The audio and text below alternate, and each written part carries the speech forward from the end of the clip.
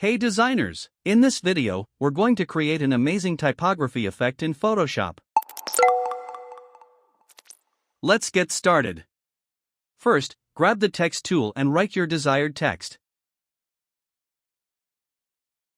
Increase the size of the text to make it more prominent.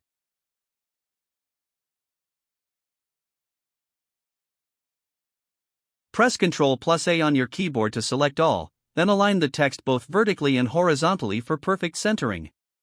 Next, right-click on your text layer and select Convert to Shape. This allows us to manipulate the text more freely. Now, take the Direct Selection tool and start making adjustments to the text. You can increase the distance between individual letters. Enlarge specific areas of the text to create emphasis. Adjust elements to move parts of the text upwards or downwards.